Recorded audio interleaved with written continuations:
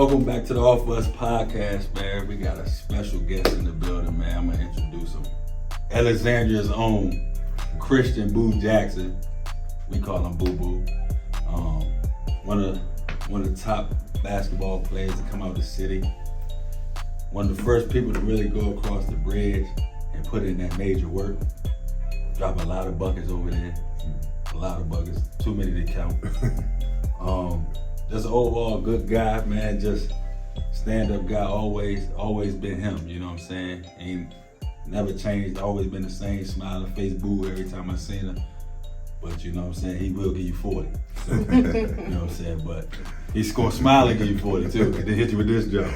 You know what I'm saying? So, you know what I'm saying? We appreciate you coming on, man. We're just gonna chop it up, man, and have a good time, man. Thanks for having me, bro.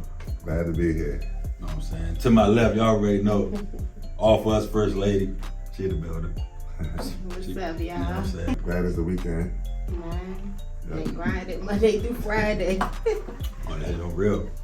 I ain't gonna lie. We got like 20 days left of school, bro. Man, Yeah. counting down for sure. Can't wait. I love the kids, but I need a break. Yep, I love the kids too. Shout out to the kids. Shout out to the kids. It's Juan from AFU. Go get some merch. It's 2023. We got the hoodies. We got the shirts. Go shop. Need a break, man. Shout out to the Definitely need a kids. break from them, though.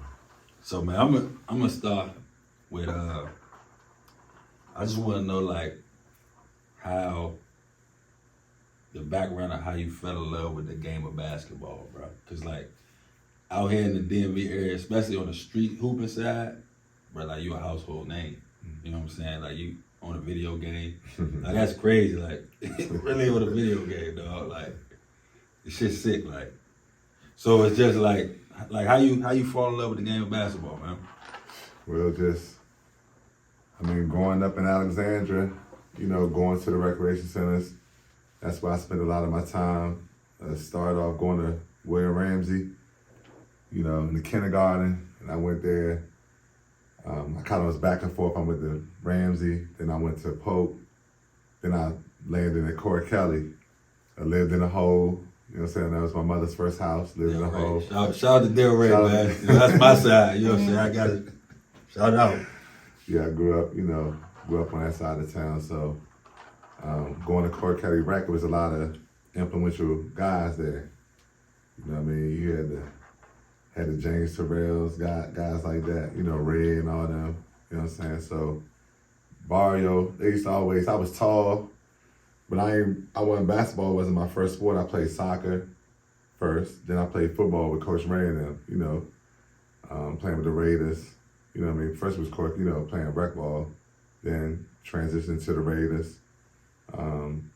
So, going to the rec, them guys was in there always playing and things like that, but I wasn't old enough to play, but I was big for my age, so I always try to play with them guys, and they wouldn't, at that time, they wouldn't let me really, get on the floor or whatever like that, so that kind of created something competitive within me, like, I was like, eventually, I'm gonna get on that floor, you know what I'm saying, you guys gonna let me play.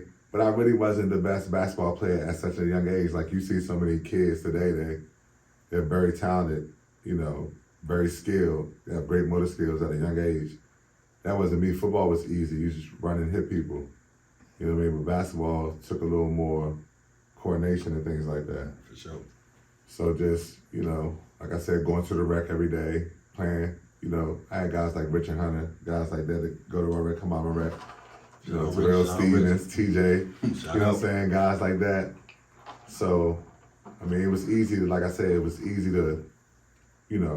like basketball. You had basketball, football, those were your prominent sports of the rec. So, once I did finally get on the court, just playing with the guys that were a little bit older than me, that kind of gave me a sense of belonging. That kind of helped build my confidence. Yeah. So, playing with the guys who was older, by the time I played with guys of my age, it was like, you know what I'm saying, it was a little easy.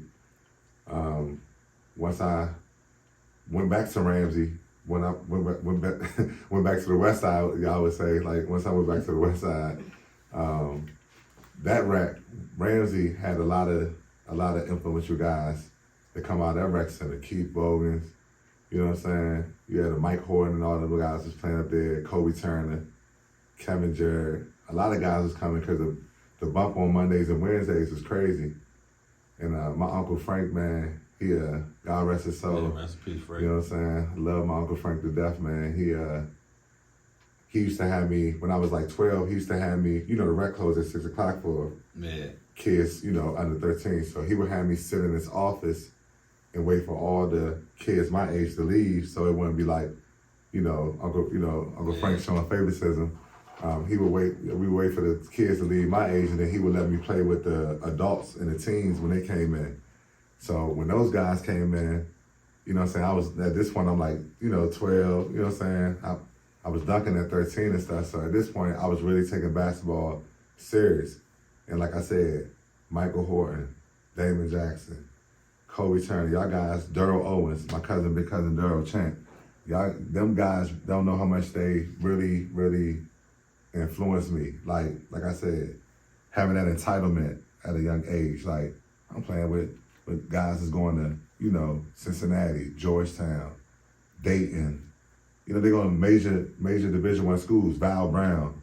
Man. You know what I mean? Guys like that was coming through the rec. So just being able to get a bucket here and there, that shit did a lot for me, man. You know what I'm saying? Like I said, did a lot for my confidence. And at 37, when people still see me play now, I don't really get an opportunity to work out on my game and train basketball as much as I would like to. They really just see that young man still trapped in a 37-year-old's body. Like, I still love to play. Man, that bring up a good story. Like, what was that? 2 years ago? Or a year and a half ago? When we played y'all in the championship down in Brunson. Oh, man. Like, he was on fire, boy. Like, that joke was like that game. You was special that game, man. That game, appreciate you. That game really had, like, a lot of meaning inside the game that people don't really know about. Like, we both basically playing with two Maryland teams, but first in history, in the Brunson League history. It never happened. Two teams from down this way playing in their championship. That's the first. And it was like, man, Boo, like, just we both two Alexandria guys, like, on probably the first. Yeah, you know what I'm saying? Probably the first on to the ever play. On the DC side, Maryland side teams, and it's like, yeah, we definitely probably the first. So it's like, they ain't like, Bama don't understand the championship. If they won or we won, it got to come back to Alexandria. So it's like, it's just big because, not a lot of people give us our respect across the bridge, which is cool though. But it's like, you know what I'm saying? It shine like, I just wanted to be like, if you can hoop, you can hoop. Yeah, like, you know what I'm saying? Let's not keep putting in different sections and all that. Like, oh, you from Virginia, you can't hoop. Where you from? So it's like that joint. Like it meant something. It's like I'm looking like you look at the stats you had in the game. I'm looking at. I'm like, dang.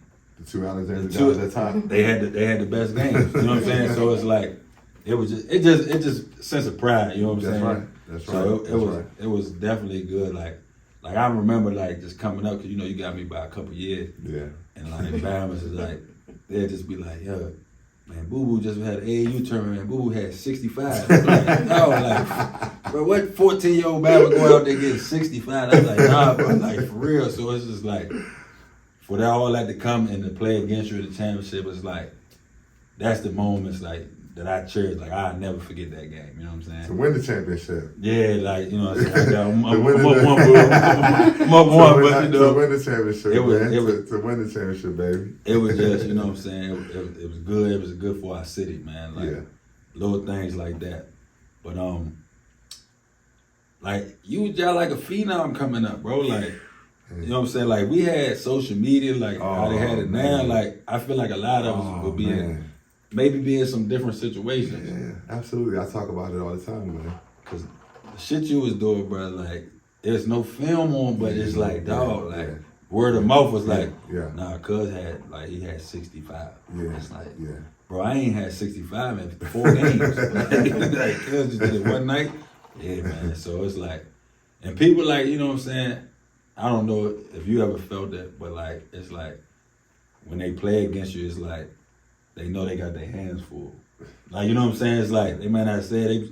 Everybody want to act like they're most confident family when they out there. It's like, nah. Because I remember we played y'all the year before in the Brunson. Mm-hmm. In the first round, y'all was number 1 seed. And it was just like, I'm like, dang, bro, we got to play these bands. Like, I already know it's about to be a long night. Like, I'm telling them, like, nah, let me guard him. I know him. I know how he plays. You know what I'm saying? They're like, nah, man, you too small. He gonna post you up. I'm like, nah, but I know his moves though. Like, you know what I'm saying? So it just be fun, man. Like, I ain't gonna lie, man. That's I had more fun. I feel like in the street hooping side than the corporate side. Like, you know what I'm saying? Like, cause if you could play in the Brunson, bro, you could play anywhere, bro. Like, that environment though. I mean, people on the court. It's one thing to sit in the stands. Like, people literally, like, you have to come to a Brunson game and see it to understand. Like, people are literally on the floor as you're playing. So that shit crazy. They taking away your corner three. It's really though the corner three is obsolete because guys are standing. They're so calling you dummy. I mean, you know what I'm saying? Calling you all type of shit. Like they literally on the floor, like to a point where you can't even shoot a corner three. Like they're on the baseline. You can't take the ball out. You got to really take the ball out almost on the floor. Yeah. Like, you know what I'm saying? It's just one of those things. It'd be that many people. I've been blessed to playing, I think 2 or 3 Brunson League championships, 2 for sure. The first one we played against Will Barton. It was like the people were trying to sneak through the back door. You know what I mean? They had police at the back. They had police at the front. The fire marshals came. Like, it was just a lot going on. Like, it was just like I've never seen nothing like that before. Again, that environment is crazy. That shit's crazy. It's crazy, bro. Man, like, since we talking about hoop though, a little segue.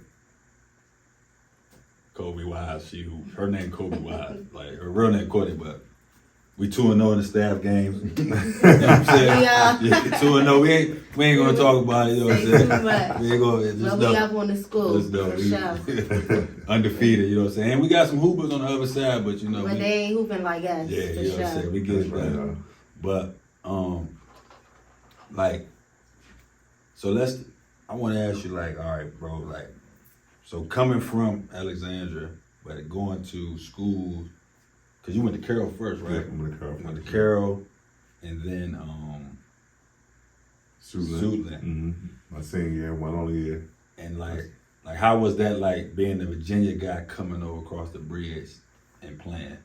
Like, because to be honest, people don't even really know that you from Alexandria, so it's like, they be like, no, you know Boo Boo? You know Super Boo? I be like, bro, like, yeah, bro, he from Alexandria. Bro, he not from Alexandria, bro, he went to... I'm like, all right, bro, I ain't gonna argue with you, bro, I know. I got regularly pictures seeing him, and come on, brother. Nah, bro, he from... And it's like, they claim you, though, like, like that Maryland, D.C. side, they claim you, bro, like... They sure do. So it's like I people think I'm from Watts. Yeah, I was gonna touch on that position, brother. Watts all-time leading scorer, bro. Like, that's big, bro. Like, I ain't never played down Watts, but the knowing the history down that junk, and, like, you know what I'm saying, recipes to Big Jeff. Yeah, rest in peace. Like, we miss you, boy. You know what I'm saying? Like, it's a big deal. Like, Watts the big deal. Farms, Pitts League, Brunson. Like, you played in all that shit. Yeah. You know what I'm saying? So, and you're a marquee name. Like, when people try to sell the league, you're a name they use.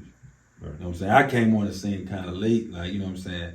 So I already know, I'm Boobie Gibson. You know what I'm saying? Like, I ain't there. Nah, they know you the sniper. They be like, Boobie Gibson. I ain't no marquee name. Like, you the VA sniper. Like, you, Ojo, y'all Bahamas. I be seeing y'all I see y'all in the Goodman 20th anniversary, top players, y'all Bahamas on that job. Like, I know I ain't never gonna have none of that. Yeah, but you won several championships. Like, you've already on that side. That's what I'm saying. Like, when they make it about this side, that side, you've already came over there and asserted yourself. Like, as I did. Like, it was important for me to go across the bridge because all the guys across the bridge was getting the looks. They was getting the notoriety, man. I'm like, I'm scoring 60 points, but these guys are scoring 20, and they ranked number 1 in the country, ranked number 5 in the country. I'm like, Marcus Ginyard was a name who I circled because we both from here. People, you know what I'm saying? Like, you know what I'm saying? People don't know, but Marcus Ginyard is an Alexandria kid.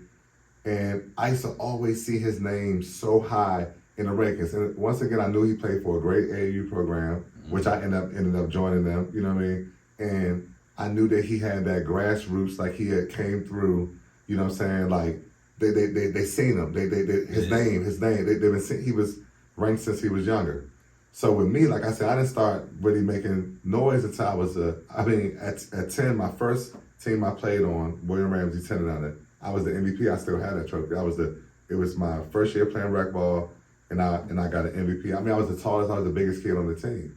So I just always really had the ball and stuff like that. So once I got to 12, playing with the Alexandria Rising Stars, playing with Gizmo, Bebop, and all, you know what I'm saying, guys like that, man, like, I mean, when we went, you know, to Danville and stuff like that, when all the, you know what I'm saying, YBOA was going on at the time, when we went to those tournaments, I mean, those people used to check for my birth certificate and stuff like that. They used to always be like, yeah, there's no way that this kid's 12 years old. Like, there's no way. You know what I'm saying? But we end up going AAU. We played in the tournament of O'Connell and the Blue Devils. We played against the Blue Devils, and I had like 40. They beat us by 20, but I had like 40 points. We was at O'Connell, and after the game, the coaches from the Blue Devils came up to my coach. They was like, "Listen, we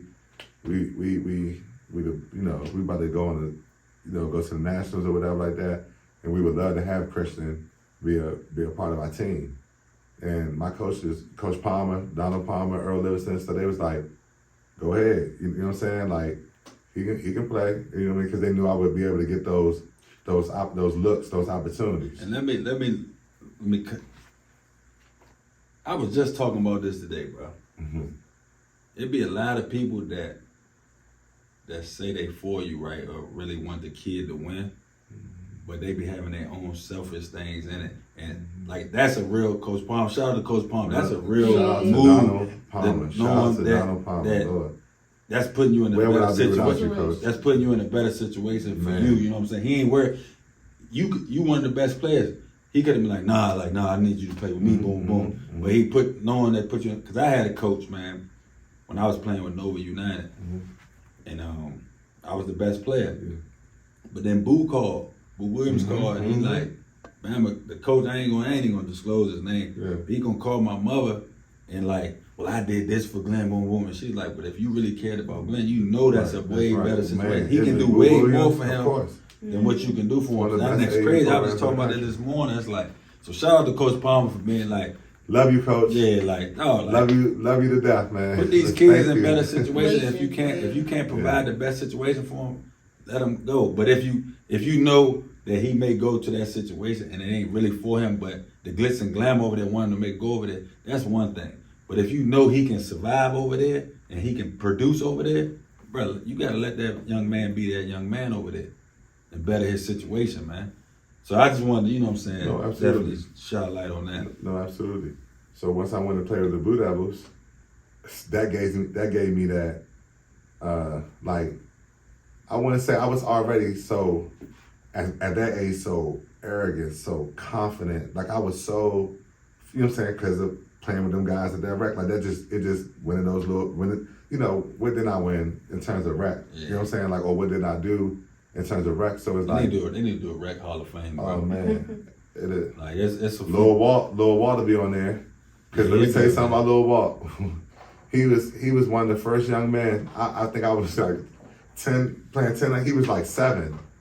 You know, playing 10 and under and shit like that. It was just one of those things where wherever we went, you just heard that name. Like, if they did a rec Hall of Fame, that's one person that, I don't know when the last time we played meaningful basketball or whatever like that, but that's one person that I would say, like, they have to, from a rec standpoint, they have to be on the rec Hall of Fame. Because he played, it's just a phenomenon. Like, if they would have saw Little Walt, the Instagram and stuff, he was like a kill car. Yeah. Like not at 13, not when a kid was like in high school. I'm saying he's like a kill car at 7. Yeah. The shit he would do, scoring on people Darian, scoring on Darian and shit like that. Like, doing, you know what I'm saying? Just playing up 3-8, you know what I'm saying? No, like, that's sure. what I'm saying. Regularly like, Hall of Fame, he definitely got to build that jump. Come on, Lil Walt. That's the one. That's a prominent name when it comes to like when you talk about rec ball. I haven't discussed Alexandra rec ball I love it. in years. That shit You like know what I'm NBA. saying?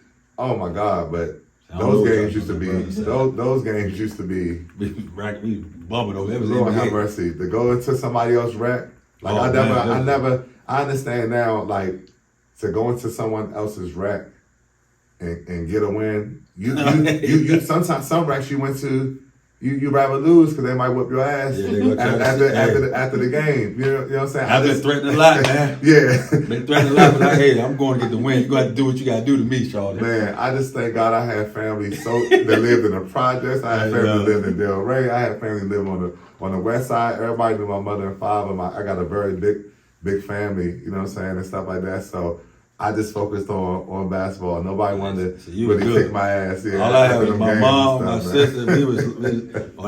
We gonna punish you after the game. Y'all winning this show? We gonna punish your ass after the game. My mama said, "Well, baby, they gonna have to punish you. You do you."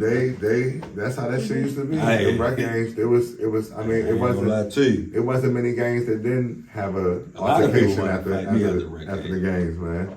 That shit was different. Cause you did play freshman up TC though, right? As an 8th grader. Yeah. So I got a question as for an that, 8th grader. Because you know I love TC Williams, man. You know, do you feel like being an Alexandria kid? Do you feel like you should have left, or do you feel because like at that time, like we had some hoopers, man. So it's like some Bama's had to leave for them to play, but you wasn't one of those people. Right. You know what I'm saying? Right. Do you ever look back and like, dang, maybe I should have stayed home? Because I used to see the names on the wall, the scores, the 1,000-point scores, the Michael Hortons, like I said, Michael Horton, Damon Jackson. I seen their names and stuff on the wall. Craig Hurst, I think, or something like it's another name on that wall. But I walk past that thing all the time, and I used to be like, I'm averaging 25 points and 12 rebounds as an 8th grader playing on a high school team. Yeah. So I know my name. I know I'm going to shatter that 1,200 and all that shit they had up there. I knew I was going to shatter that shit. Yeah. You know what I'm saying? But watching my little cousin Edward Jenkins, watching Jarrell win a state title, watching that team, you know what I'm saying? Like, that was like, that I wish I would have stayed. When I saw that, I was crying down there at BCU, watching him score 23 points, 24 points, whatever. You know what I'm saying? Like, watching them people just I mean, just that. That's what I wish I would have stayed at TC for, to win a state title. You know what I'm saying? Because I know how elusive that state title was since Coach Frank, God rest Coach Frank. So Lord have mercy, man. He told me so many things. You know what I mean? He cut me, man. No, listen. I'll tell you one thing. Coach Frank suspended me, man, because you know like I said, we were 16-0. We only had 2 more games left to go in the season, and he suspended me because I wasn't doing what I was supposed to do in school and stuff like that. And I really didn't think he was going to suspend me, man. That hurt me because TJ ended up getting the MVP, and I got the offensive player of the year. I was pissed, Glenn. I averaged 25. Then I averaged 25 and 12. TJ averaged like 16 points and shit, man. like you know what I'm saying? And I'm talking about TJ was, you know what I'm saying? TJ, Richard, like Mike Gray. We had a good team. But like, come on, man. I was averaging 20-something points a game. I already knew I was going to be the MVP. But because TJ played 18 games and I played 16, I'm sure that's what it was. Like, you know what I'm saying? I didn't even know that. I got, I didn't even know. I ended up getting Offensive Player of the Year. And that, I have a lot. Want that jump. I have a lot of trophies, but I do not know where that trophy is, and I don't care to know, man. I was mad. I'm still hot about that shit, man. TJ, get my man the trophy now, I'm still hot about that shit. But they called I think they called the offensive player before they called MVP. So when they was like Coach, I don't know. I think Coach Frank announced it. He was like, and the offensive player of the year is Christian Jackson or whatever. I was like, what? but I was just thankful because we finished the season 18-0, that team. Yeah, we finished the season 18-0. You know what I'm saying? So that was cool. And I still got an award. It's like Yeah. I missed, you know what I'm saying? I missed, but I was hung up on the MVPs at that. Man, I was. Yeah, no, the MVPs was everything back then. I was hung up on them MVPs, Especially man. since rec league, when they give you to your rec league, it's like, Joe, like I couldn't believe that shit. I was so mad. 5-6 time MVP, I was so like that mad. shit means something back in the day. I was so mad. But like, yeah, Frank cut me, man. That's me, Coach Frank. He said it was my attitude. I didn't even think I did that, dog. Like, he ain't never even explained to me why he cut me, bro. All he needed to say was your attitude. But I ain't, bro, I swear to God, like, they try to say I would smack my lips at him or something. Bro. I ain't even. He had that shit with him, though. And I was like, that's what dog, I'm you saying. cut me. That's what I'm saying. He put me, man. Bro, he kept a nigga on the team named Joe. Shape Up. And cut me, dog. I got suspended in 2 games. I cried and shit. My feelings were so hurt because I thought he joked a lot too. Yeah, that's so what I'm saying. I thought he was playing, but when I came to the gym with my stuff or whatever, he was like, "You not going on this trip or whatever." I knew he was serious then because he was like, "You ain't going." Let's paint the And I was like, "I'm not going." Like we trying to be 18, we trying to be undefeated. So I feel like I'm 16 and knowing them niggas 18. I had to play that. Let me paint the picture of Coach Frank, dog. Coach Frank went to Florida, right? Oh man. Didn't he go to Florida? What school? College? Yeah. I'm not sure. I think he went to I'm Florida. not sure. But Coach Frank probably about 6'4", 6'5". But the nigga like this Man. though. And he coached with black Timbs on. And wear a beater. Yeah, he like with wear the chest the hair old out. beater, the Like, thick beater. bro, Not the Bam- skinny joint, the thick joint like this. Bam was like, so we in trials, right? I'm doing my thing, boom, boom. But like, the one day we came to the trials, bro, and I'm like, dog, ain't no basketball in sight. He's like, nah, we not touching the ball today. That's Coach Frank. I said, what? I think that might would have got me cut. I'm like, Mhm. bro, we playing basketball. It's no basketball, bro. Like, what? We was running like shit, bro. Conditioning. The nigga sent me Yeah, we home, did bro. run in the barn. We used to run But in he, the barn like shit. matter of fact, shout out to Coach Frank, bro. Because when he cut me, see, I'm gonna get a backstory. Coach Frank, I lived on Clifford Avenue. Coach Frank lived on the next street, on the corner of Human and Jones, right? Like literally, like you can look out his house and see my grandma's house.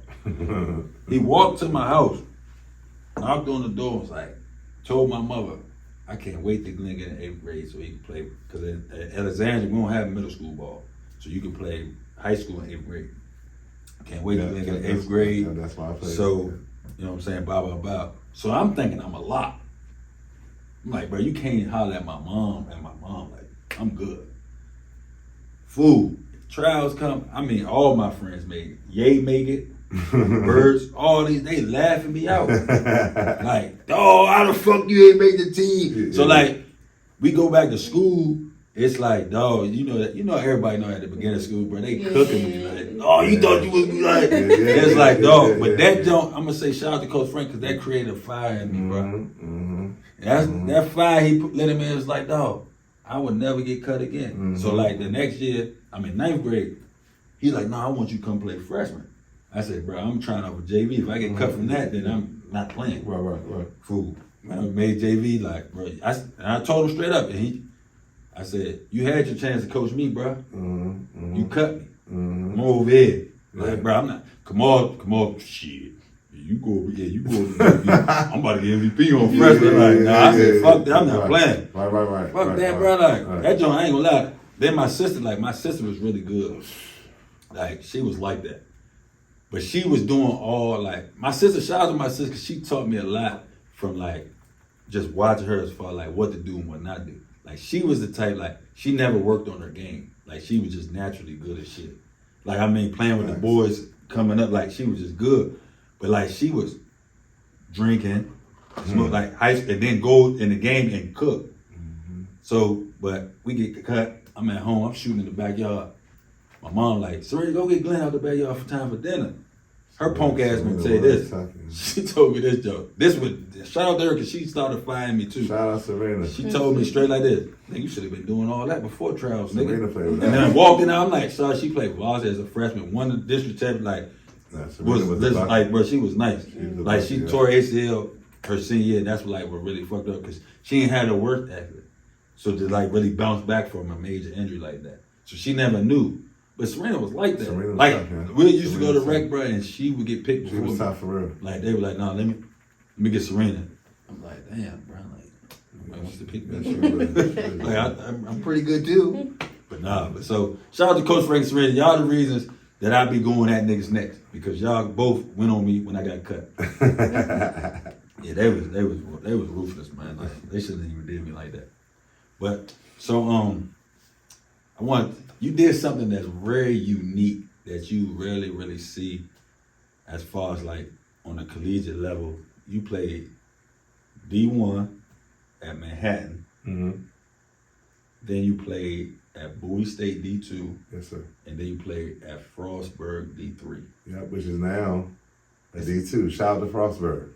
But see, you probably got a part of the reason why they end up going D2. I heard that. I hope so. You know what I'm saying? I hope so. I hope I was influential because I try to make as much noise as possible.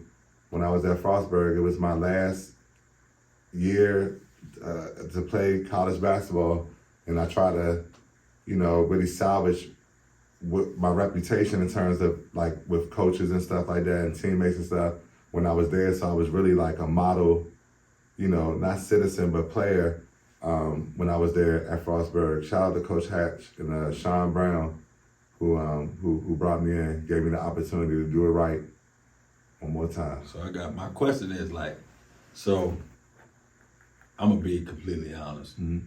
I'm a guy like, I played D1 and I hold them D1 like that. I hold that at a different level, like as far as like respect wise. Not saying that people on other levels can't hoop because there are Bammers on each level that can play. Mm-hmm. But what I want to, like you played on all three levels. Yeah. Like I played against people outside of collegiate sports that played on all three levels. Mm-hmm. And like they be coming at me because I just be like, bro, you really not that. Right. Because when they was giving out, like I look at scholarship at that time as like, I look at it like FanDuel. So somebody coach, white man, found me and said, I'm gonna bet on this kid. Because his livelihood is on you. Yeah. You know what I'm saying? So like, and the higher level you go, the more is a bigger deal. Mm-hmm. So that's why I'm like, bro, somebody bet on me. Mm-hmm. D2, you can get a full ride too. Yeah, full ride. That's what happens. So when you speak of, not to cut you off, Glenn, but when you speak of to those D2 guys, let's say if you're speaking to because you're not speaking to a D1 guy, if you're speaking of D2, D3, NAIA, so forth and so on, when you say that, just know that D2 coaches, and now D3 because it's such, we talking 23, we graduated school some time ago, right? We Now, we OTs. Glenn, now D2 coaches get on that plane, go see them kids, go in their house. D3 coaches, desperate, go, Coach Browns. I sent in a question. First of all, Bobby Gonzalez, I didn't even believe college coaches came into your home. Like, you know what I'm saying? Allocate time to fly, catch a bus or whatever to come to your house. The one and only coach, Division I coach, that came to my home and sat on my mom's couch was Bobby Gonzalez. That's why I went to Manhattan. That's not why, but that was a big fucking deal because not we all, but if you're old enough, you saw the movie Blue Chips. The coach for Blue Chips went to Penny Hardaway house, he was Bush McCray, went to Shaq house, you know what I'm saying, went to all their houses. Like, so I knew if you were a blue chip player, then that means the coach got on a plane, came to your house. Not to cut you off real quick, big bro. Yeah. And for you, let me explain though. You got coaches that come to your house on D1, right? If you that guy and they really want you, they're not sending no assistant coach to come see you, bro. The head coach gonna be right there. Yeah, so I don't want to hit like I'm letting y'all because y'all be thinking. That's why I say it's a level. It's levels too. I got the head man at my house. Hey man, what we? Yeah, this is what we have to offer. Yeah, I didn't even know what a red eye flight was, but Kevin McClain, the assistant coach, said, Christian, Bobby Gonzalez will be at your mom's house tomorrow morning. And he's catching a red eye flight. It sounded important, so yeah. I knew, you know what I'm saying? I know what a red eye flight is now because I catch him. They gas it. Yeah, they gas. He was like, but he wanted me to know that he was coming first thing in the morning. So, sure enough, a black New York guy. He was the hottest recruiter in the nation. He was the #1 recruiting coach in America. So I felt like that was another thing too, that like this guy known for getting these players who I had failed my SAT 3 times.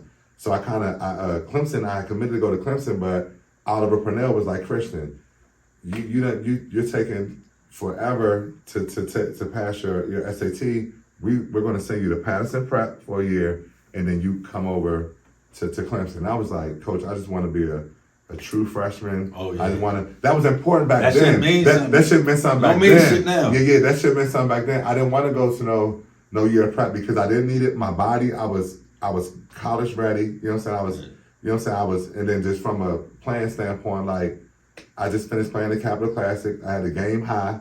It was like no prep school. I want to try. We got a lot of similarities. Yeah, but I didn't want to. Yeah, I was a game high in my Capital Class too. But I didn't want to. I'm some shit. That's what they say. I'm some shit.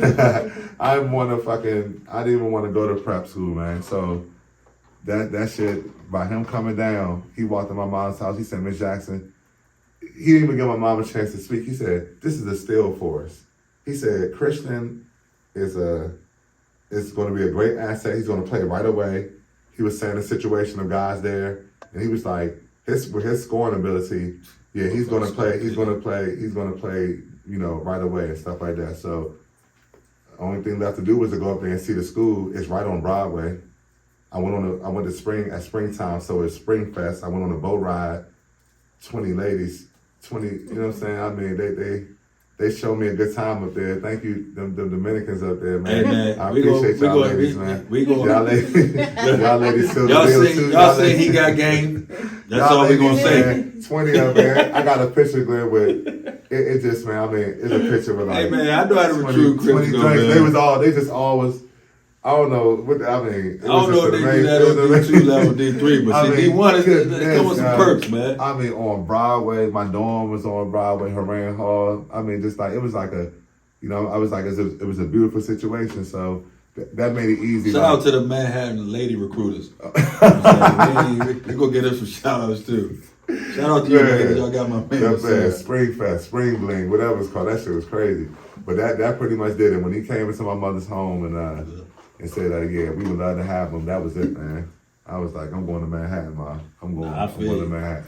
My mom was so mad when I went to Tulsa, bro. She did not want me to go, bro. Yeah, that's fine. She said, you want to go that far? I ended up going farther. I didn't go out west. You know what I'm saying? That, Lord have mercy. I go to Emporia, so I ended up going out west. Bro, I ain't gonna lie. College was like that. Yeah, college was like that. Man, I'm trying to tell you, man. College was like that. Going to 5 of them. You only went for a semester? Which one you went to? I went to St. Augs. St. Augs. Oh, man. When I was at Bowie, we used to... St. Augs, man. We got the rumbling down St. Augs, man. Yeah, we got the run. They was throwing shit on the Snickers and shit. Nah, that junk. See, that's all. I went to Howard for a little bit, but... They was throwing shit on the court. I don't really like HBCUs, man. I'm not an advocate. Nah. Nah, cause it's like, and you know the same. Coming from a PWI and then going to, it's like a culture shock on a little, yeah. Cause you coming from like, and I don't know, cause like at Howard, like Bowie State is known for basketball, yeah. But Howard ain't known for that. Right. So it's right, you coming from riding on PJs, like you going to the game on PJs. Yeah. So you on that motherfucking bus for hours. Yeah. And then when you do fly, bro, like you gotta wait till they say, we're boarding seats. I'm like, damn, bro, like what the fuck? Like so that's the budget. It's just I was like, man, fuck Howard, like for real, like that shit was bullshit to me. Like D3 was bittersweet, man, because we rode the bus everywhere. Every game, every single game was the bus. But one thing I tell you, I love getting to the gym, and them people knew I was coming because I was the second leading scorer in the nation. So every program, Christian Jackson, they was just waiting to see that 30. You know what I'm saying? Yeah. Waiting to see it. They was just waiting to see it because the way I was doing it, like you know what I'm saying, like the way I was doing it, I know them people was like, they used to say shit like, how old are you? Yeah. But they said, because I was 27. Yeah. You know what I'm saying? So they could tell in my game, they just knew I was older. They knew that my time had passed. Like college basketball, I was really trying to score 40 every single game. So did you go to Frostburg to wait till you hear this. Like my thing is like, because from just hearing what you said, it was like you kind of like sounded like you wanted to right your wrongs though, or leave a good no homo. You know, it's Bama's no homo like taste in your like about like, you know what I'm saying? Because I had issues with coaches too. Yeah. Motherfuckers say I'm a cancer to the team and stuff like that. But like when you get to know me, you be like, bro, Drew's don't even be chilling.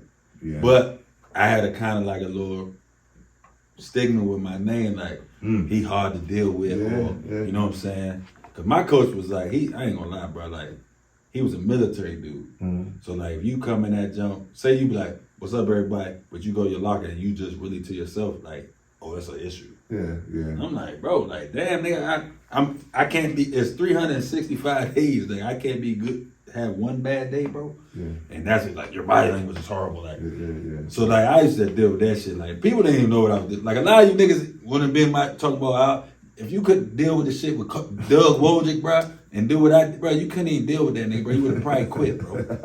So I ain't fuck on that. But like, was you trying to leave, like, to yourself, like? Cause it ain't, everybody know you can hoop, bro. Yeah. But it was like the other side of it, like as far as like, can he be coachable? Because like, I'm not gonna lie, like you got some coaches that I'm gonna just do whatever. He my best player, I'm gonna just put up with whatever the fuck he do. Then you got some coaches like, bro, man, fuck that. I ain't kissing that nigga ass. Like, like so, was it the like, kind of like, man, let me right my wrong before I still got an opportunity, a chance. I had to humble myself. Like going to Frostburg was all about humbling myself because I knew the word to get out that I was back playing. You know what I'm saying? But they was gonna be like, where Boo Boo playing at? You know what I'm saying? Yeah, Frostburg. I remember when I was at Suitland and a couple of guys was going to Frostburg. Like, you know what I'm saying? A couple of guys. I was like, y'all niggas going to the motherfucking D3 school up in the mountains. Y'all niggas ain't y'all some, you know what I'm saying? Yeah. And that's what my degree says. My degree says Frostburg State University. And I broke like 10 records at the school. It was my most enjoyable season of college basketball. I had sent in a questionnaire to the school. Like, I never forget, I filled out a questionnaire. Y'all niggas, some of y'all niggas know what a questionnaire is. Yeah. Like I ain't never really had to do that, but I was humble enough to do it at that time because I was desperate. Like, I filled out a questionnaire. They received it. The Coach Brown called me right away. First thing he said, can I speak to Christian Jackson? I was like, yes, sir. This is he. He said, I got your questionnaire here. He said, is this a joke? Because I had put all of my accolades, everything. So for him to receive something like that in the mail, they pray for. Yeah, no, for to sure. receive something like that, he was like, where can I come meet you right now? Remember, Frostburg is 2.5 hours away. He drove from his office, like at that time, 2.5 hours down here to meet me, like to see if it was for real. Yeah. Like, you know what I'm saying? That was like a strange, to me, I was like, there's no way this nigga's gonna come down here, whatever. He must, whatever. Like, he had drove all the way down here. It's like, you were still, and it's like, them D2 schools and them D3 schools. First of all, let's be honest. In D1, it's gonna be about, every year, about 15 to 20 niggas that fuck up. Mm-hmm. They're gonna do something dumb. They be like, bro, you is bad for the PR, like all that shit. Like, bro, we can't have you no more. Them bro, they be chopping at the bit for them niggas. They like, look, we'll take you. So it's like to see that, and he like, damn, yo, I put everything on there, Glenn. From high school, did I start as a freshman, Division I? Did I play? Like, I put all my stuff. So I know when he seen that joint, he was like, you know what I'm saying? Like, I mean, I wasn't a dummy. I had, academically, I was fine. Like, you know what I'm saying? I was studious. So, like, I put my grades on it, my GPA. So I know he was like, come on, man, this can't be real. So he came and watched me play. You know what I'm saying? I don't know if I was at Largo at the Piss League or if I was down Watts. He came and watched me play. I had like 40. And he's no. And he was like, and he said, it was nothing else for him to see. Like it was nothing for him to see probably anyway. But like I guess seeing it, he probably was like, I'm getting a fucking adult. Like this nigga's a man. You know what I'm saying? Like he's like, you know what I'm saying? Like he like this is going to help us in some capacity. Yeah, you know what I'm saying? Like we are bringing him, you know what I'm saying, to the bird. And that's what happened, man. I got up there, I had hurt my ankle, so it was crazy. I thought I was gonna play, and then I had torn my shit up. So, you know, like D3, you pay to go to school. Yeah. Them people rehab me, man. You know what I'm saying? They took care of me. Like I ain't had to do nothing. They did all my rehab every single day in between classes, hours. They rehab me. Like I had a grade 4 ankle sprain. Like that's like the worst. Like it's not even a such thing as a grade 4. They had my doctor, she had to categorize it as a grade 4 because the edema, the swelling was so bad. She said, Christian, in my 10 years of dealing with ankles, I've never seen an ankle as worse as yours. I've never seen something like this. And I never told a patient that they were better off having a clean break than having a sprain. She said, but in your situation, this is going to take 6 to 8 months. So I was in the gym, just in there. I make 23s in a row just off of 1 foot, just the showmanship. Then people, they was waiting for me at that school, they used to come, the students would come in the gym. I wasn't even on 2 feet. 20 students in the gym, everybody around. They just watching me shoot like I was Jesus Shuttlesworth. You always been in the gym. Oh, bro, I was in the gym, bro. They was just like, this nigga's for real. Like he like this. That's Boo. That's Christian. Because I love, you know what I'm saying, the student body. I did all the activities and kayak and canoe and all the fucking shit they did. You know what I'm saying? Whatever it was, I ate in the calf. You know what I'm saying? Like, I really ingratiated myself with the school, with the student body, because I knew when it was time to play on game nights, they packed the gym, and every time, you know what I'm saying, they was going to support me and show me love and shit. So, shout out to Frostburg, all my good people, all the friends I made at Frostburg. Y'all made my one and only year there. Man, that's dope. A great time. That's the way, but that's the way to end your story. Like in the story, like with the collegiates though, like. But Bammers don't know, man. Boo played semi-pro together, brother. Oh man. My God! And my man Boo Boo used to get some of the most amazing speeches, bro. Like, dog, I remember one jump, bro. I gotta bring it up. We lost was it Baby Shaq and them? We lost them, and Boo came along. Rockville Victors. Was it the Victors? The Victors. And man, Boo came along was like, and dog, like you can't even be sad no more, mad. He's like, look, man, we didn't get it done. But our families love us. He's like, so don't take this home to your families. Like, and mind you, like, we play Summer Bros, motherfucker, we grown. So it's like, I used to come be mad about some gang shit, then come home, and then Bam was like, no, why Drew's like, so like, that shit, like, it really hit me. It was like, he's like, look, man, no matter how good or how bad we play, bro, it's people out there when we go out that love us, bro. Oh my God, dude. And that shit, I was like, I can't be mad at no games no more, though. But one thing that you said that I never forget though, cause I was like at one point like I keep getting hurt, and I see Boo still playing, and I'm like, damn, like when Boo gonna stop playing in these leagues, bro? Like I'm thinking to myself like when is Boo gonna? So I remember one day we hooped up Ramsey, and I'm like, man, I'm gonna ask him. Like, man, he was like, hey, bro, I'm gonna tell you straight like this, little bro. All these leagues and stuff, it's my NBA, bro. And I'm gonna treat it like that because it's what brings me joy. Yeah. And it was like, then I start looking at it different. Like, so like when I see how prideful he was in the sport, like, cause I ain't gonna lie, I love to play, but I lost my love for the game of basketball. Like it could be a game on, and I don't even watch it sometimes. You want a fun fact? I haven't watched a NBA game in 6 years. Man, it's like nobody would think like.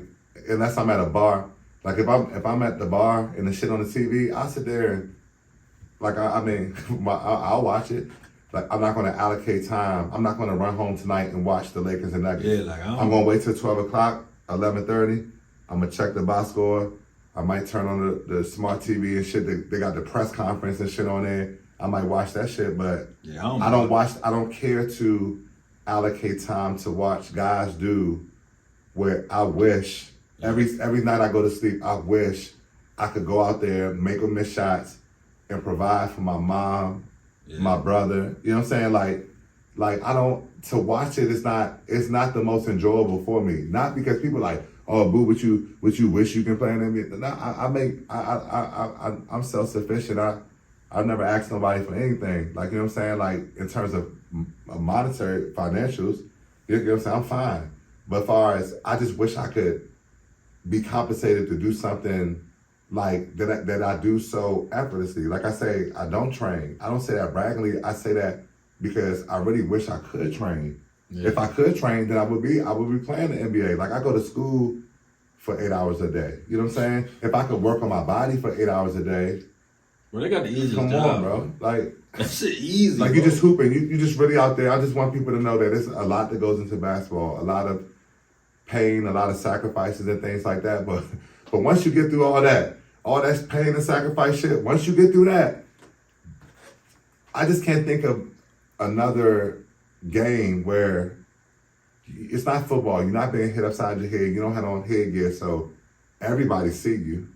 Yeah. You score a bucket. You make a layup. Like, all three of us, we get buckets up here. So all three of us can make a layup. You make a layup, 20,000 people go like this. I've never been a part of a game. Like, that's a lot. Like, soccer, it takes 90 minutes to score one goal before people clap, right? Football, you gotta run through 11 niggas to score, for get your head damn near knocked off for people to go like this, right? Basketball, you make a layup, you make a free throw. 20,000 people love you. That's why I fell in love with basketball, y'all, because at a young age, like you said, I'm scoring 50, 60 points. Every time I score, people saying, go boo-boo, go Christian. Like, that shit did something to my confidence. I'm like, that's all it takes is for me to put this ball in the hole, and these people are gonna love me. That shit crazy. That's football, bro. You gotta if you score, bro. You hurt. Not even the hurting part, bro. They don't even see your face though. That's what I said. Like, what's the first thing I said? You don't wear headgear. Like, in basketball, you don't have headgear on. The whole world see you. No, you can score 3 touchdowns, be a football nigga. And they don't know you have 15 points. You can score 3 touchdowns. He coming the same spot you at, bro. I promise you, he gonna get the attention, bro. That's why the football niggas be mad at us basketball. Yeah, that's why they walk around the club. That's why they walk around the club. More messed up mentally. Football people. Yeah. Football niggas be aggressive, bro. They be trying. Not all football players, but I don't want them coming at you. But y'all be aggressive as shit, bro. Y'all be trying to take the cheeks, bro. Let her give them to you, bro. Like, you ain't got a corner and hey, what's up, man? Like, you know what I'm saying? No, like, if she gonna do it, she gonna do it, bro. You ain't got a motherfucking football dog. Toss it, bro. Them niggas used to, oh man, them motherfucker. What's good, bro? Like, why you all like, dog? Fuck is you so? Yeah, you that shooting nigga, huh? I'm like, bro, relax, bro, chill, bro. Like, y'all niggas is too aggressive for no reason, bro. I don't understand it. Shit really be making me mad. And I don't really watch basketball games, NBA games no more. I just look at my ticket. Nah. I don't be giving a fuck who win, cause I ain't putting no betting on who win. Cause I don't trust y'all niggas, but I'm gonna trust your stats. And y'all niggas been doing me dirty lately, bro. I can't win shit. I ain't doing, man. Hey, man. I'm about to go baseball. They said baseball to play. Yeah, baseball is it. So man, so is it in the on all 3 levels of the D1, D2, D3? What is the difference? Like, what is the biggest difference you've seen? Because you played on all 3 levels. Yes, sir. So I gotta listen. Cause like it's D3 niggas that try to tell me what they would have did in D1. I can't listen to that because I don't know. You just talking about fiction shit. Mm-hmm. You played on all 3 levels, so. After the day, D3 people, Boo is going to speak on y'all behalf and let me know the difference. And I ain't going to fight y'all because y'all be mad at me. And y'all D2 niggas do too, though. So I'm letting y'all know now, I got y'all supposed, but I said, the perfect guy play on all 3 levels so he can let me know and shut me up. Because until he say this, let me say this for you, y'all niggas can't fuck with me, bro. All right? I'm going to say it. But after he say this, it might change but no. So stop talking about, I could have went to Tulsa. I would have averaged 16. Let me let y'all motherfuckers know something, bro. If you go on the D1 level and look at the highest nigga, the leader nation in scoring, the nigga probably average about 16, 17 points. Niggas ain't average 20. If you get 20 in fucking D1, you are fucking like that. Yeah. Like, you are out of this world. So don't be laughing at a nigga that averaged 7 to 8 points. Because that nigga's like that. That means he had some 25s. He had some 15s. He may have had a 4. Yeah. You know what I'm saying? But the nigga's solid. Yeah. Y'all niggas don't even know because y'all got these fairy tale numbers in your head, man. So, but I'm going to let Boo. Go ahead, Boo. You got the floor. So the difference, just the glaring difference is the budget. You know what I'm saying? Like when you playing D1, like you said, PJs. You know what I'm saying? Like you ain't on no coach bus. You ain't catching no. But you don't even be around train, people like nah, that. Yeah. Like you really exclusive. You fly everywhere. You get per diem. Do y'all even know what that is? No, what is that? That means you getting some money every away get game. money. They gonna sign your name. You remember when we got the little for the lunch off teacher appreciation? Mm-hmm. You had to sign your name next to money that you got your check. Yeah. That's you getting that every game. So per diem is when we leave their campus to drive to the airport. As soon as we got on the bus, like the assistant coach would be up, the head coach would be up front at the front seats, and the assistant coach had an envelope full of 20s or whatever. It'd be like this many 20s in there. And then whatever your per diem is, some coaches give you it like per day and some coaches give it to you like all at one time. So your per diem is pretty much going to be like, if it's daily, it's going to be like $68 a day, or it might be 100 because you get 20 for breakfast, like 40 for lunch, 40 for dinner. You know what I'm saying? That's how they do it. So they give you the money, like cash money, and you sign your name. Like it was like a roster. They sign your name, and then you go sit down. And then you go to the... But they want to say, like, bro, not to cut you off. Every PJ I've been on, I order what I want from Chick-fil-A, and that motherfucker was at my seat with 2 blue Gatorades because they know I like blue Gatorades. You know what I'm saying? With the Chick-fil-A sauce, 2 up. So y'all stop, bro. It's a difference, man. You know what I'm saying? Y'all ain't never run out of that tunnel and smell that motherfucking popcorn in that motherfucking arena, man. And them hot dogs. You know, they don't, and they try to come at me like, bro, I'm Boo taller than me. I'm a regular dude. You look at me, That's the second. I'm a 6'2" guard, bro. Like y'all gotta stop this and not putting respect, bro. I'm a 6'2" shooting guard. An average shooting guard height is 6'6". Yeah. I'm a 6'2" shooting guard, and I'm playing.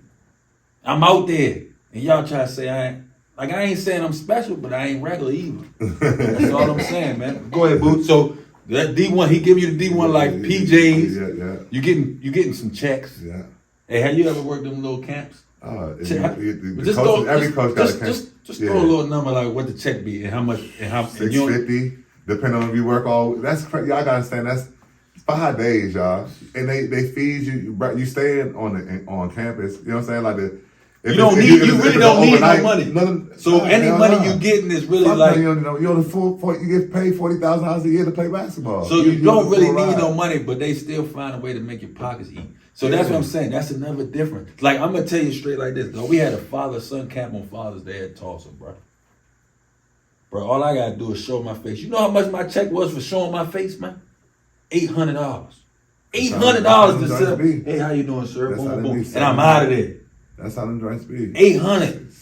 You ain't never made 800 for 30 minutes in your life. I made 800 half an hour, bro.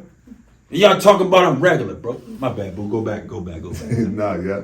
They give you feel like little community service, like an appearance. That was an appearance. 800. Or do you like a community service, or you know what I'm saying? You do some shit shit like that. You do some training. Like there's so many opportunities. I had a person.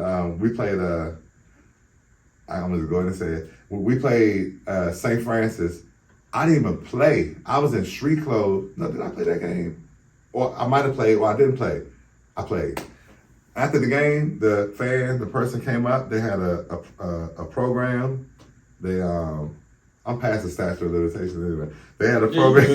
They had a program. NCAA still way more money than we have. That junk that man. He wrote up the program. It was like a poster. He was like, "Hey Christian, whatever. This is my son. So can we take a picture? Take the picture." He's like, "You know what I'm saying? Here, take this program. I want you to sign it. We're gonna get it at the next home game."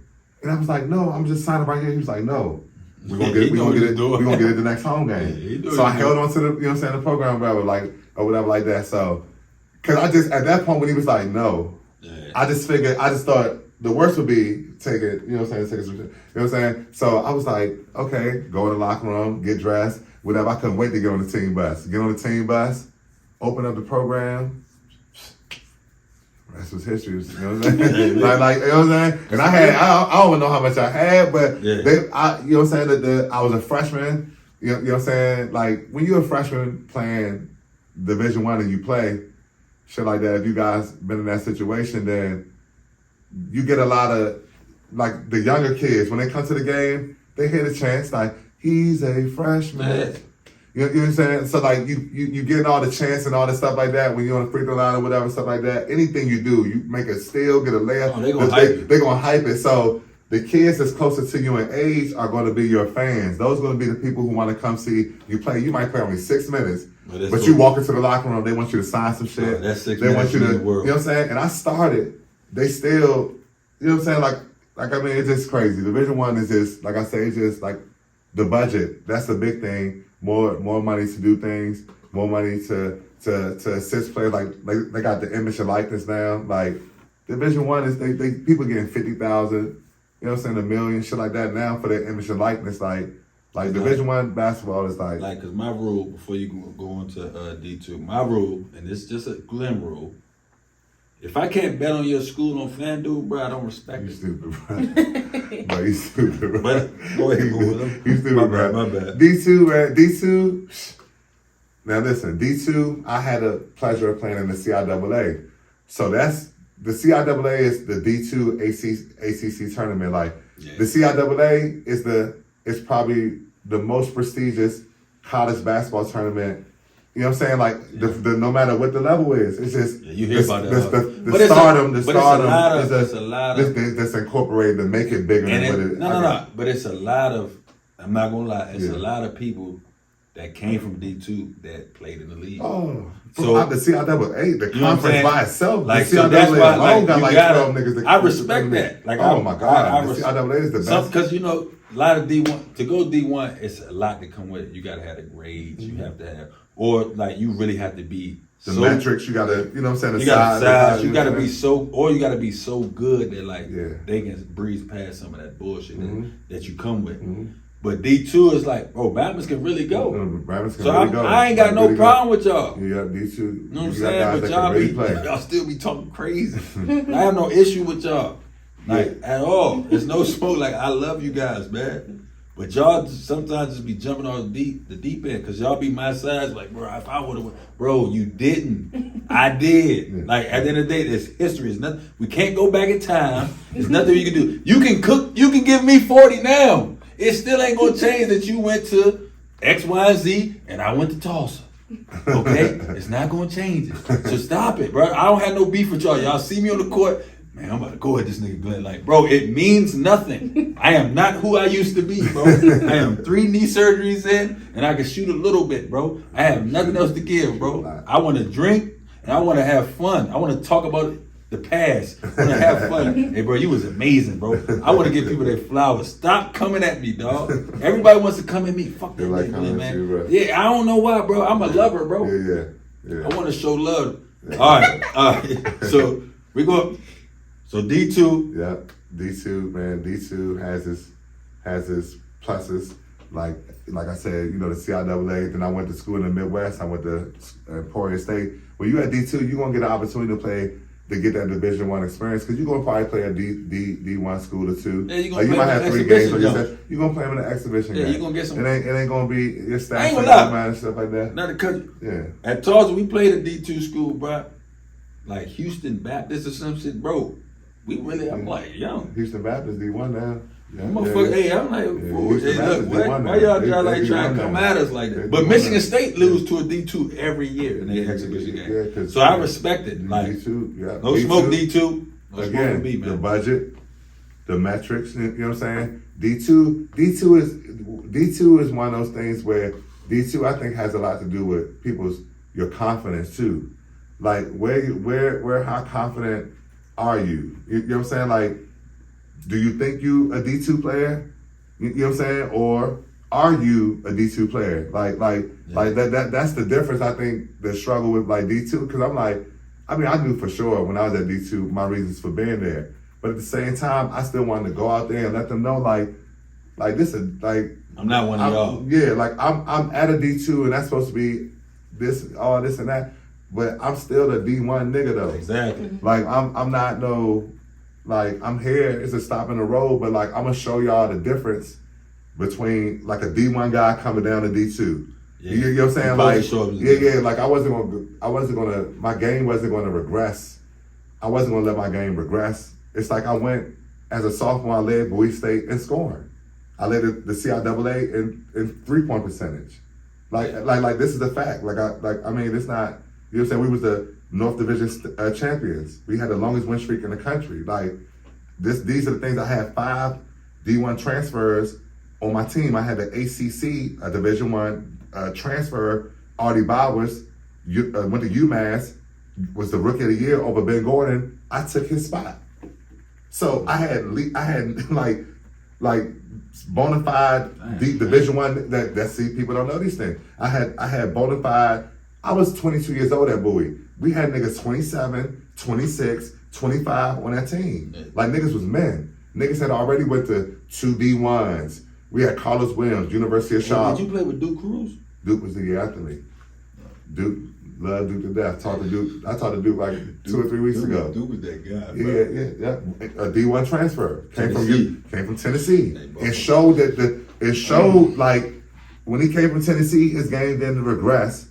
Like he came to Bowie and they won a fucking CIAA championship. Like that's what you're supposed to do. You're not supposed to. That motherfucker was tough. Man, he was an All-American. I know. That's the thing. And he played. Shout out to Boo Williams. Another Boo Williams. Played another Boo Williams product. Bethel, one of the top 3 scorers in Bethel history behind Tony Rella and Iverson. Like these are like, you know what I'm saying? Like, so that's D2. Like D2 guys got an argument. D2 guys. Definitely. I say we because I played as well. We have an argument. Like I said, I had 20 against Kansas. They had 4 lottery picks on their team. I had the game high. But then you would say, you know what I'm saying? Yeah, we got our ass whipped. And you would say, that was a bucket, bro. Like it's a bucket, right? You know what I'm saying? Like I said, the Morris twins guarding me, Thomas Robinson, all these niggas. Thomas Robinson was the number 2 overall pick in the NBA draft, y'all. I'm shooting his face off. Yeah. The Morris twins both had 4 fouls before halftime. They couldn't stay in front. They couldn't guard me. So like that's D2. All right, all right, D3 guys, you're up. Y'all ready? I'm gonna leave y'all alone after this. D3. Humble. You have to be. So you gotta be humble on D3. Yeah. Tell them motherfuckers, boo. Y'all better be humble when y'all come talk to me. When us D3 guys, when I say us, because I played D3 as well, us D3 guys gotta, at that level, you gotta humble yourself. You paying to go to school, and you know that. You know what I'm saying? Like it's not a bad thing. It's good that you are humble enough and you want it bad enough to pay your way through school. I respect that. Yeah. 100%. So I'm not about to sit up here and say like that year I went to Frostburg, a lot of things was done behind the scenes to make sure that I stayed in school, but I paid to go to school. I had to take out a subsidized, unsubsidized loan and things like that to pay to go to school and stuff like that. So I know, like I said, I was in the dorms. You know what I'm saying? I was on campus. I had my own room, but the cafeteria, I could look out my window and see the caf. So it was like, that was humbling for me. You know what I'm saying? I didn't even have an off-campus apartment. And the reason why I didn't have an off-campus apartment was because I had tore my ankle up. So to try to get from the apartment to class was like going to be challenging. So I said, well, is there any place on campus? Frostburg is a beautiful campus. We had Chick-fil-A, Taco, I don't know if that shit's still there. That shit means something. Chick-fil-A, Shout out to Taco Bell, that's what I say. Like Frostburg, Frostburg, so them becoming a D2, I knew the transition was going to be easy because we have a lot of amenities and a lot of different things on campus to accommodate a student. Frostburg, Chick-fil-A, come on. Taco Bell, like come on, like I'm talking about like. I go for a taco right now. Nigga, I used to take let me say this. I used to take the Chick-fil-A nuggets and go to the salad line and had them and put my nuggets in the salad without paying for them. That's the shit. That's D1 shit. He brought D1 shit to Frostburg. I brought that shit to D. That's D1 shit right there, dog. I brought that shit to Frostburg, so they caught my ass. They was like, young man, you know you got to pay for those nuggets, don't you? I said, yes, ma'am, I know. I said, yes, ma'am, I know. They caught my ass. But it was a good run though. I had a lot of free 8 pieces, 8 counts. You know what I'm saying? Man, shout out to Frostburg. Shout out to y'all holding it down. Shout out to Frostburg. Shout out to Frostburg. But it was a humbling experience. Like I said, I try to create my own division. Yeah. I knew I wasn't no D3 player and shit like that. And like I said, I'm playing with niggas that's like, I'm playing with guys who they like 1 foot in, 1 foot out. Them niggas like, you're not playing to pay your way through school. Yeah. So you're really just out there hooping because at some point you might have played high school basketball. You might have went to a D2 or something like. You really just out there. Y'all niggas just really hooping. Yeah. Like, you know what I'm saying? It's so just that like really an organized hoop session. It's organized. So what I had to do was I had to create this whole thing where, once again, I was going to treat it like it was a D1. So me, I was the quote unquote like best player on the team, right? I would get in the locker room early and put all of my teammates' uniforms up so our shit can look like that's the humility. Yeah. Like we're the D1. I'm the nigga that's averaging 25 and 30, right? But I'm washing the uniforms. Dang, See, nobody knows. No. You just me. I just took the initiative to do things that I didn't take advantage of when I was playing under the D1, playing under the D2. Oh, okay, I got what you said. I was the first one at practice and the last one to leave. You see what I'm saying? That's big. Like I was just doing things because I wanted them niggas to see like, if Boo, he's averaging 30, he's the second leading scorer in America. The nigga that was the number 1 leading scorer in the country too was Jack Taylor. He scored 138 points in the game. So I wasn't gonna, you know what I'm saying? Like somebody scored 138 points in the game. I don't give a fuck what level you on. You scored 138 points. He scored 138 points in one game. What's his name? Jack Taylor. I don't want God. He went to Grinnell College. It was a Christian school. They played a Bible college. And he scored 138 points. Yeah, it was on ESPN. It was all across ESPN. 138 Baby, by That's himself. crazy. But a little white boy, 138 points. So I wasn't I don't give a fuck. Why on my year? I would have been the number one leading scorer in America. That's like 12 games. Like, you know what I'm saying? Like, he scored 138 that one points. game. He scored 138 points. No, that's ridiculous. You type in Jack, when y'all leave here tonight, or y'all out there at home, you type in Jack Taylor, Grinnell College. Jack, bro. 138 points a game. Because me and him, I'm looking at him, I'm coming. I'm like 5th, 3rd. You know what I'm saying? So once I got the number 3, the nigga that was number 2 was a nigga that go to school down in North Carolina. He was 6'6". Yeah. Oh, I love it. Like, you know what I'm saying? Like, somebody I can look at it and be like, oh, yeah. You know what I'm saying? Like, this nigga, he getting workouts and all that. You know, like, he a nigga that I knew was like, okay, this nigga. But once I eclipsed him, I was like, you know what I'm saying? Like, this white boy, like, you know what I'm saying? Like, I know I'm not, by the time the end of the year, I'm going to be leading the number 1 in scoring. That nigga scored at 138. Yeah, that don't change the game. That changed everything. 138 points is a lot. And guess what? He ended up getting hurt. So his 138 was still, his average was still able to last him. He's going to stay because he ain't playing. I still ended the season number 2 in the country, and he got hurt games before the season was over. That's how many points that nigga had. Yeah. So I couldn't eclipse him. But D3, yeah, you gotta come to practice every day and know, like I said, and know that, you know, this is what it is. Like, it's not.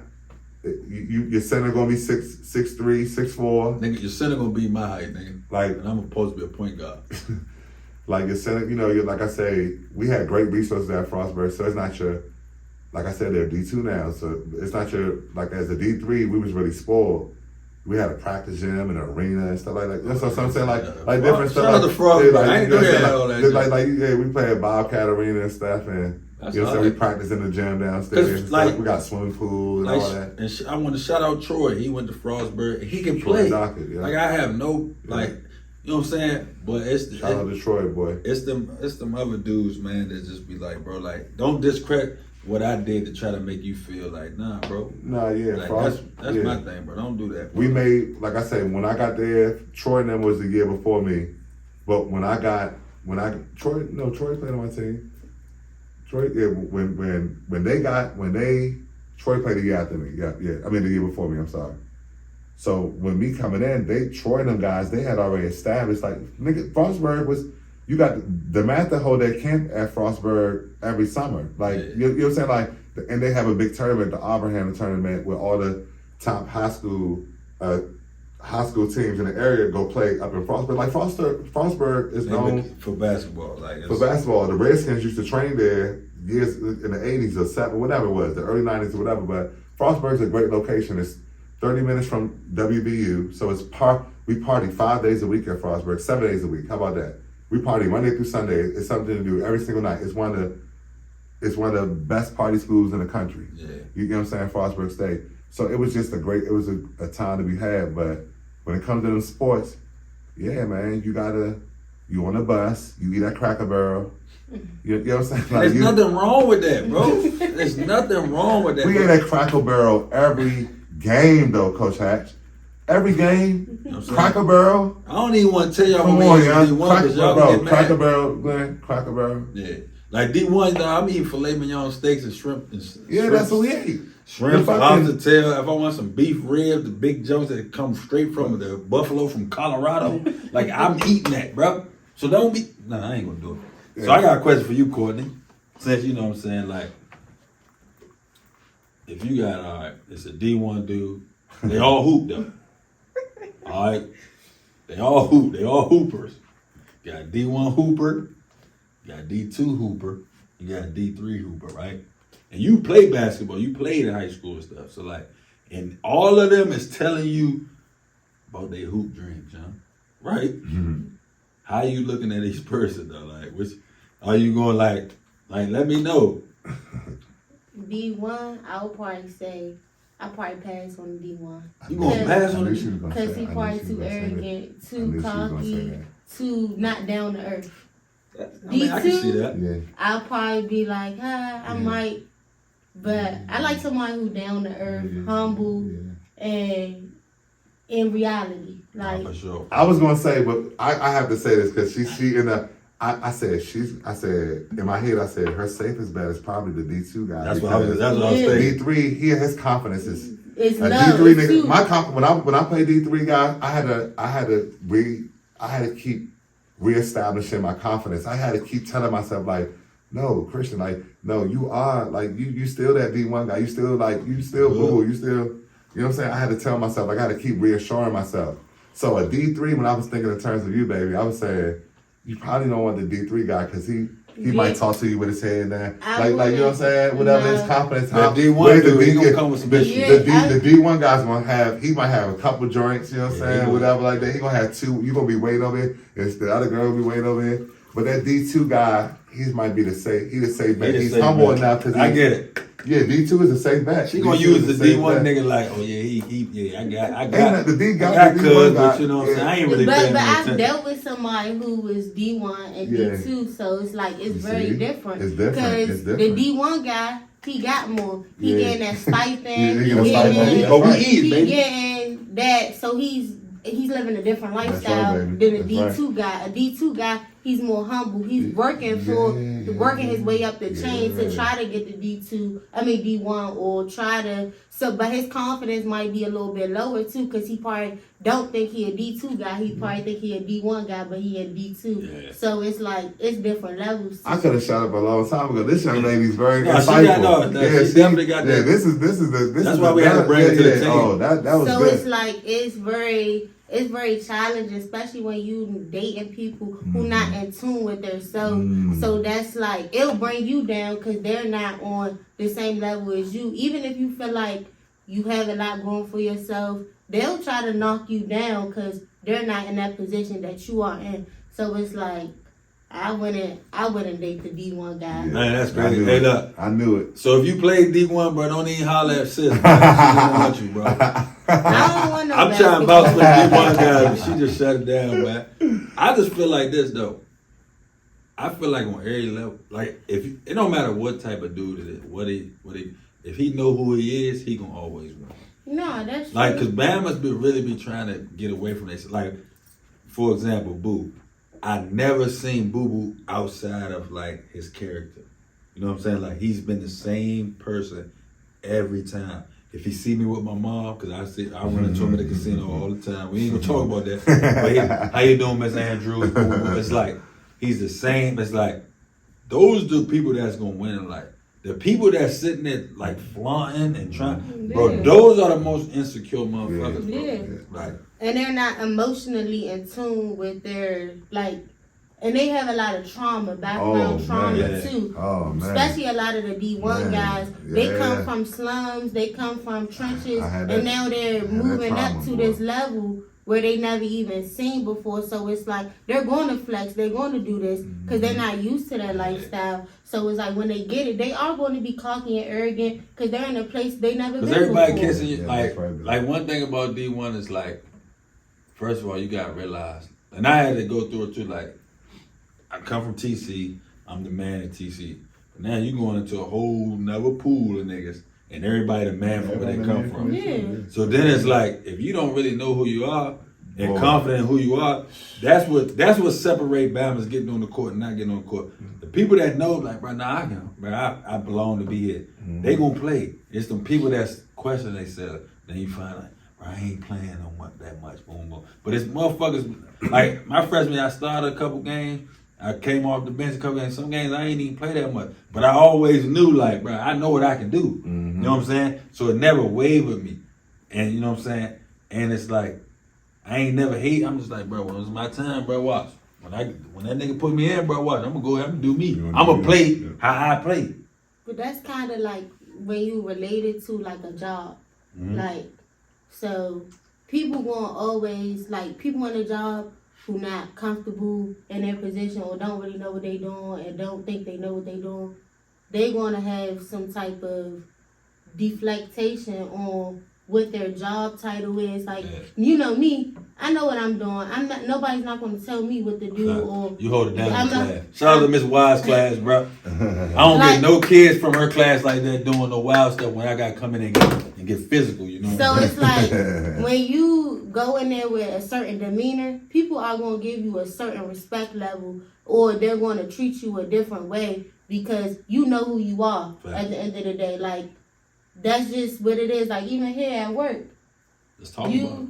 You move around, you do this and that. They only gonna say something to people that they think they can say something to. Somebody who not approachable or who feel like she know her stuff. She not. You gotta set people straight one time, and they never gonna say nothing to you again. That's it. That's right. That's right, man. That's facts. Like, you know what I'm saying?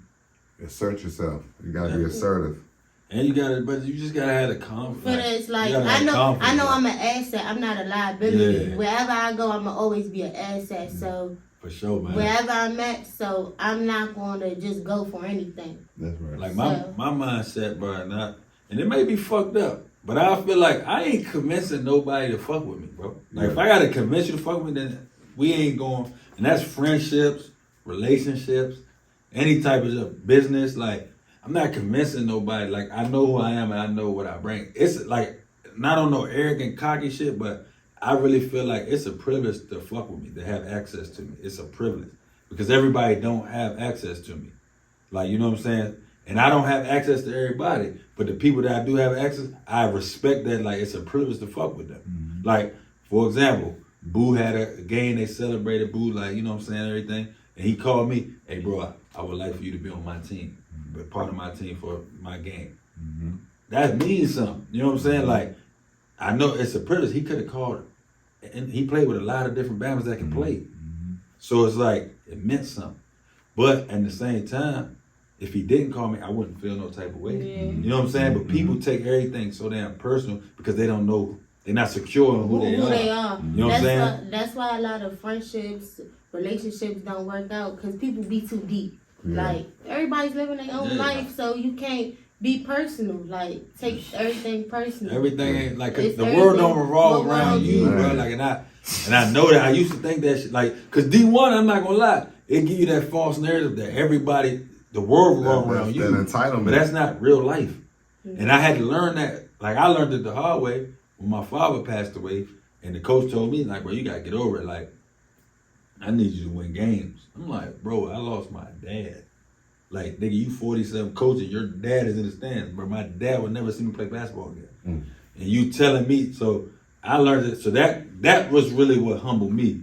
So I didn't feel like oh, I'm boom, boom, boom. But what I do know now is like, I'm not going to sit there and dim my light on what I did to make a motherfucker feel comfortable either, though. You know what I'm saying? So like, that's my thing. Like, bro, I don't even really talk about basketball like that. Like, I don't care about that. Like, I do all for us. We do all for us. Like, that's what I'm on now. That's why I started my Instagram over, bro. I had all the people that knew me for basketball. Bro, I'm not shooting no threes, bro. I'm trying to sell 3 shirts, motherfucker. Like, you talking about shoot a 3, come buy 3 for 20. Like, I'm trying to sell some shirts, bro. Like, so, you know what I'm saying? But we're going to close out because we've been rapping, man. It's a great conversation, man. But I just want to thank Boo Boo, you know what I'm saying? Watts all-time leader scorer. 20th anniversary, one of the best players down in the Goodman League. Everybody around the world know what the Goodman League is. Like, it's known. My man on a video game. Like, I'm on a video game too, but he on a video game like, so that shit big. Like, Bama's don't like, I really feel like the platform of the podcast is to show love to people that's really doing things out here and just give people their flowers while they can smell them, bro. Like, Boo, like, I'm not gonna lie to you, bro. I done played against you multiple times. I done played with you. I just want to give you your flowers, bro. Appreciate you. The shit that you did, like going across the bridge to make people respect people across the bridge. Because the other motherfuckers don't understand, like, the fact that you kind of paid that pathway to go over there, it made it comfortable and accepted for people that wasn't that much confident to go over there. Going around the farms at 4:30. You know what I'm saying? You know what I'm saying? Like, they used to be like, youngin', what you doing around here? Like, I used to be like, I got a game. They be like, man, that shit don't start till I couldn't even be around there early before my game. I was just, that's the time the Bible time. I was so excited. I was trying to get down there. They'd be like, all right, youngin'. Not knowing my father from there. Like, just small stuff, small stuff that it'll take like a whole nother whatever. I just always felt comfortable because I know why I'm there. I'm not there to try to fit in with y'all and you just trying do all that. I'm just trying to hoop. I'm just trying and to that's hoop, what, you know but like, I I do know, like, you was like, from like our era, one of the first ones to go over there and to make a name and to be accepted. Like, bro, I never went over there. Like, I'm like, bro, I ain't going over there. I don't, like, cause I didn't care to be, I don't give a fuck if y'all know me, bro. Like, nigga, turn to ESPN, nigga, you'll see me. But then it was like, okay, like, damn, I love playing. And they bumping. College is over. This is where the respect at. These Bamas overseas coming home, NBA coming home. I want to be respected amongst my peers as the basketball community, so I gotta go over there. Kamal was over there. He the one like, bro, come over there, bro. I'm like, all right, bet. I'm over here now. Now it's like, I liked it because I had to. It's like you got to recreate yourself. You know what I'm saying? It's like everybody knows what you did. Boom, boom, nigga, you gotta do that tonight. And that's why that's the one thing I love about Baltimore, bro. The niggas is not gonna give you no respect until you earn that shit. Like, I was going, I remember my first couple games, bro, I was in that jump. And I ain't gonna lie, like, the game was fast, like the D1 college level moving. Boom, boom. I'm like, bro, I ain't played basketball like this in years. So when I came back, like, it's like, I now gotta start getting on the treadmill, running. I gotta start working out a little bit to keep up. So, like, my man, shout out, rest in peace, Tommy Guns. Like, he's like, man, I got the best motherfucking shooter in this motherfucking league. And I'm like, dog, like, bro, you just like put a big ass bullseye on my back. Niggas like, nah, he ain't like strapped. The first game we played against Will Barton and them, like, I had 8 points. Like, bro, so it was like coming in that, and then it's like now going in, I go in that jump, bro. They show love, like, what's good, shooter? Like, it's like earning that respect again, like, and it humbled me, like, bro, like, nobody give a fuck about what you did, what you used to do, or not, like, bro, what you do. They now? telling me that I'm a so-called legend in multiple Alexander or DC or whatever, and I come out there, it's like I had to win them. You gotta win them over. I had to win them over, and it wasn't enough. Like, they look at who you playing against, it ain't, you know what I'm saying? You can't choose the game. You gonna like decide to win it. Like, it can't be a game where you front running. Y'all up 30. Y'all playing some niggas. You know what I'm saying? Football, they want to see what you do against Dante Green and Kill Connor. They're gonna ask, what did you do against the marquee guys? What did you do against Malcolm. You know what I'm saying? Malcolm Delaney and them. Like they're gonna want to know. They're gonna want to know. So that's like I had enough of those battles. So where they like, and then I was coming. I was coming. I'm 4-0 in Baltimore high school. We ain't gonna talk about that. But I'm talking about far as once we got to the... why everything come down to 40? You stupid, right? Damn, 40 ball right here. Listen, Woodline, Townsend Catholic, Douglas, one more. We got y'all. We got y'all out of there. I won all them games in Baltimore because we was number 5 in the state. But far as when you go to Baltimore, them guys, until you play them, the guys, the person they deem is the guy. I'm saying... How good is the guy, really? Yeah. You know what I'm saying? But they deemed that they're the guy. So all my little matchups, my battles I had, like those when I earned, they was like, oh, that nigga, but like he's where everybody say he is. You know what I'm saying? Now he's where everybody say he is. You know what I mean? Like, hey man, I gotta close the podcast. Hey, shout out to Courtney. We just gonna say shout out to Bet Now. Bagged up. But we want to appreciate. Hey, I'm letting y'all know, man. We're doing the hat giveaway. Please go ahead and comment the 3-5 emojis. Tag 3 people on the All For Us, man. Just get you a chance to win one of these brand new All For Us hats. Because these things are smoking. They going like hotcakes. And I want to shout out my man Boo. We appreciate you for coming out, bro. Always love. Yes, sir. It's always love, man. First lady, man. We out here.